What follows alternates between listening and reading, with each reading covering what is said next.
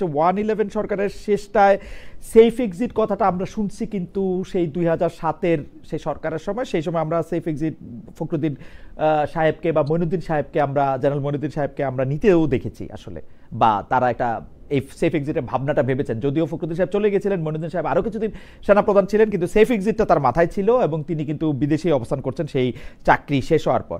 কিন্তু যেই সরকার গণ অভ্যুত্থানের দায়িত্ব মানে ম্যান্ডেট নিয়ে দায়িত্ব নিয়েছে, তাদের কেন সেফ এক্সিট খুঁজতে হবে? সেই সেফ এক্সিটের ব্যাখ্যা দিতে গিয়ে সৈয়দা রিজওয়ানা হাসান কিন্তু বলেছেন যে একজন উপদেষ্টা যে এইটা যিনি বলেছেন তাকেই কিন্তু আসলে এটা বলতে হবে। জনাব ফাজুল করিম খান আরেকজন উপদেষ্টা, তিনি বলেছেন যে তিনি কোনো সেফ এক্সিটের কথা চিন্তা করছেন না, তিনি এখানেই থাকবেন।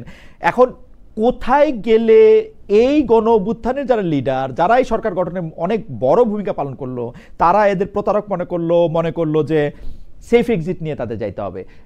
বেশা ফারানা, আপনাকে শুনে আমি একটু জনাব নুরুল হক নূরকেও শুনতে চাই এই বিষয়টায়। আমি যদি প্রতারণা শব্দটি কঠিন শক্ত একটি শব্দ, আমি যদি প্রতারণা শব্দটিকে একপাশে সরিয়েও রাখি, গণ অভ্যুত্থানের পরে সকলের সম্মতিতে, সকলের ইচ্ছায় যে সরকারটি গঠিত হলো, সেই সরকারটি কতটা আচার ব্যর্থ হলে এরকম সেফ এক্সিট কথাটা প্রশ্নটা ওঠে। আপনি দেখুন, সেফ এক্সিটের কথাটা মানে নিরাপদ প্রস্থান না, এটা যদি বাংলা করি, নিরাপদ পলায়ন যদি নাও বলি, নিরাপদ প্রস্থান। তো নিরাপদ প্রস্থানের প্রশ্ন কখন আসে? এক হচ্ছে যখন আপনি কোনো গুরুতর অপরাধ করেন। এই সরকারটি কি কোনো গুরুতর অপরাধ করেছে? এই সরকারটিকে আমি দুই ভাগে ভাগ করতে চাই। এক ভাগে আছে সুশীল সমাজ বা নাগরিক সমাজের ব্যক্তিরা, আরেক ভাগে আছে গণ অভ্যুত্থানের কিছু পরিচিত মুখ। গণ অভ্যুত্থানের দুজন পরিচিত মুখ, নাহিদ ইসলাম যেহেতু সরে এসছেন, দুজন পরিচিত মুখ এখনো আছেন। তার একজন হচ্ছেন মাহফুজ আলম, আরেকজন হচ্ছেন সরি আমার নামটা এই মুহূর্তে মনে পড়ছে না, আরেকজন যিনি কুমিল্লার, আসিফ মাহমুদ সজীব ভুঁইয়া। আসিফ মাহমুদ সজীব ভুঁইয়া। জি, আমি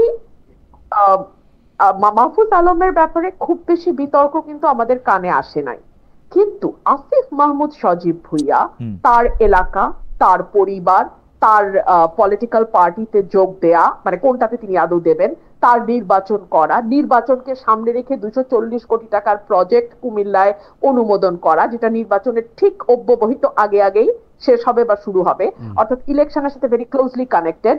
এই বিষয়গুলো কিন্তু ভালো বার্তা দেয় না। এখন আসেন নাগরিক সমাজ। প্রথম থেকে আসিফ মাহমুদ সজীব ভুঁইয়া যেটাই বলছেন আর কি, যে তিনি অনেক বেশি মানে বিরোধী প্রপাগান্ডার শিকার হয়েছেন নানা কারণে।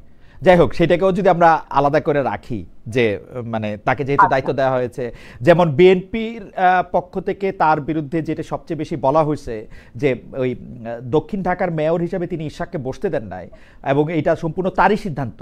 এইটা উপদেষ্টাদের মধ্যেও কেউ এইটা ডিসক্লোজ করেন নাই, এমনকি প্রধান উপদেষ্টার প্রেস সচিব এইটা বলেন নাই যে এইটা আসিফ মাহমুদ সজীব ভুঁইয়ার একক সিদ্ধান্ত না, এটা উপদেষ্টা পরিষদের সিদ্ধান্ত, যেখানে উপদেষ্টা পরিষদ তার ঘাড়ে বন্দুক রেখে মানে তাকে আসলে মানে আমি এতে খুবই বিস্মিত হয়েছি যে এইটা আসিফ মাহমুদ সজীব ভুঁইয়াকে ঠেলে দেওয়া হয়েছে। বলে নাই যেটা আসিফের সিদ্ধান্ত না। এর বাইরেও আপনি দেখেন, আসিফ একটি গণমাধ্যমের দিকে আঙ্গুল তুলছে যে সেই গণমাধ্যমটি ইশরাকের প্রভাব দ্বারা প্রভাবিত, কিন্তু সেই গণমাধ্যম যে রিপোর্ট গুলো করেছে সেটা তো একটা প্রপার ইনভেস্টিগেশন হতে পারতো, তাই না? আমরা তো কোনো দলীয় সরকারের অধীনে নাই। এই সরকারটা তো নির্দলীয়, নতুন বন্দোবস্ত, নতুন রাজনীতি, নতুন বাংলাদেশের স্লোগান সামনে নিয়ে এসছে। তাহলে একজন উপদেষ্টার অনিয়মের কোনো রিপোর্ট যদি গণমাধ্যমে আসে, সেটার কেন তদন্ত হবে না? আচ্ছা, আসিফ আর মাহফুজের কথা একপাশে সরিয়ে রাখি, এখন আসুন নাগরিক সমাজের যারা সদস্য তাদের দিকে একটু তাকাই। তাদের ম্যাক্সিমামেরই ডুয়াল সিটিজেনশিপ, সুতরাং বাংলাদেশ থেকে তাদের সেফ এক্সিট খুবই সহজ। সার্জিস আলম বলছেন যে মৃত্যু ছাড়া নাকি কোনো সেফ এক্সিট নাই, না, একদমই না। ওনারা খুব সহজেই একটা এমিরেটসের ফ্লাইট ধরে বিজনেস ক্লাসে করে চলে যেতে পারবেন। আচ্ছা, বিজনেস ক্লাস কেন? বিজনেস ক্লাস এই কারণেই যে উপদেষ্টাদের অনেকের পিএস এপিএস এর দুর্নীতি নিয়ে ফিরিস্তি রিপোর্ট ছাপা হয়েছে, এবং তার উত্তরে কেউ কেউ বলেছেন তারা মানে পিএস এপিএস সরিয়ে দিয়েছেন, কেউ কেউ আবার বলেছেন আমরা শক্ত করে বকে দিয়েছি। তো এই যে বকে দেয়া কিংবা সরিয়ে দেয়া, এটা তো আসলে ফৌজদারি অপরাধ বা রাষ্ট্রের সম্পদ যখন আপনি পকেটস্থ করেন সেটা সাজা হতে পারে না। তাহলে তো শেখ হাসিনার সময় 400 কোটি টাকা পিয়ন বানিয়েছে, তো সেটার সাথে এই আমলের পার্থক্যটা হলো কোথায়? আমরা তো কোনো পার্থক্য খুঁজে পাই না। তো এই যে উপদেষ্টা মণ্ডলীর এক একজনের এক এক রকম সমস্যা, তো এখন সেফ এক্সিটের কথা হয়তো সে কারণেই উঠছে। আর দুই হলো, যারা সেফ এক্সিটের কথা বলছে তারা কেন এখন বলছে না যে কি কারণে, কেন তারা প্রতারিত বোধ করছে?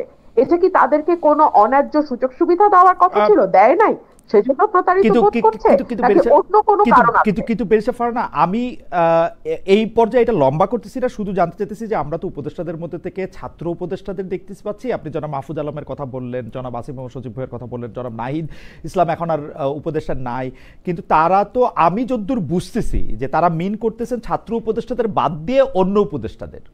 কিন্তু অন্য উপদেষ্টারা স্পেসিফিক কি করছেন, তাদের বিরুদ্ধে দুর্নীতির কোনো বা অসততার কোনো স্পেসিফিক অভিযোগ, তারা ব্যর্থ হইতে পারে, কিন্তু এগুলিকে আমরা একটা দেখি বা আমাদের কাছে কি কিছু আছে স্পেসিফিক কিছু, মানে ছাত্র উপদেষ্টাদের কথা বাদ দিয়ে? আমার একটা পরিচয় তো আইনজীবীও, তো আইনে একটা কথা বলা হয়, হি হু অ্যালেজেস মাস্ট প্রুভ, যে অভিযোগ উত্থাপন করবে তাকেই সেটা প্রমাণ করতে হবে। তো যে